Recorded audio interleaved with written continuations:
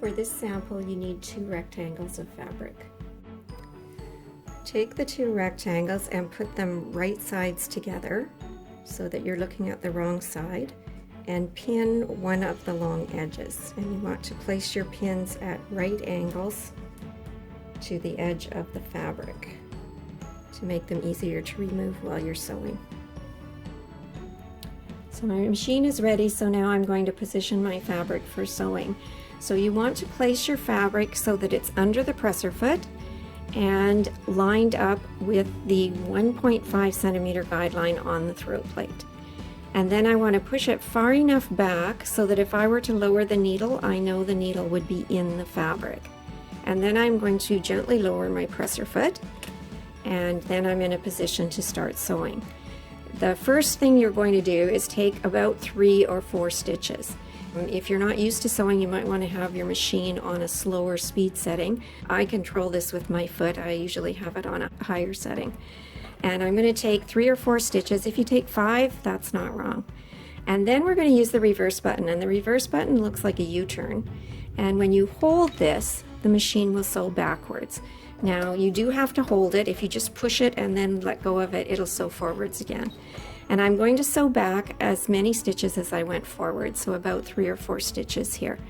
And then I'm going to be sewing forwards. Now, you don't want to sew over your pins because if the needle hits a pin, it will likely break. And you know, that's not the worst thing that could happen, but if we can avoid that, we want to. It also, again, can impact the timing on the machine, and timing is not something I can fix. So we want to keep the machines in good condition. Now, I'm going to sew forwards. I'm going to stay lined up on the 1.5. As I come up to the next pin, I'm going to remove that pin and carry on. And I'm going to stop when I'm close to the edge but not off the edge. If you go off the edge, the machine can take a few stitches without a problem, but if you sew quite a bit off the edge, it's going to start jamming up. So now I'm going to reverse again, about 3 or 4 stitches, and then I'm going to go forwards 3 or 4 stitches. And that will lock my stitching so that it does not easily rip out. And of course, if you're making clothing or something, you don't want it to start falling apart. Then you're going to lift the presser foot and gently pull, and it should easily pull away from the machine. Now, if it doesn't, you can go over to your balance wheel. Again, gently turn it towards you for a little bit and pull as you're turning, and it will eventually release it. And then you're going to cut your threads very close to the edge of the fabric and go to the other end, and you also want to trim those threads close to the edge of the fabric, and that leaves you a nice, neat finish on your plain seam. So that completes this step of the plain seam.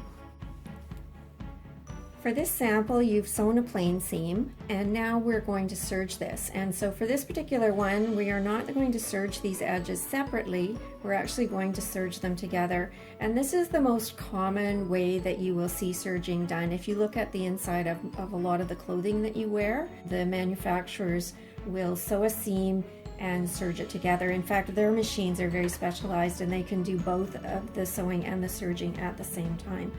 But we are doing it in 2 separate steps. So again, I'm going to line up on the edge here, butt your fabric under the foot. The machine will pick it up.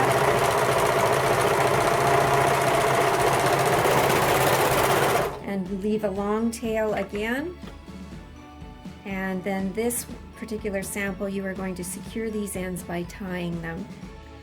To complete your sample that you stitched and then serged, you are going to first press it as it was sewn to set the stitches and flatten them.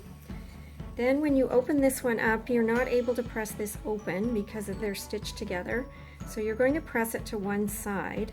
So what I do is I put the iron on one side and I pull on the other side gently, just to ensure that it lays flat without creating a crease.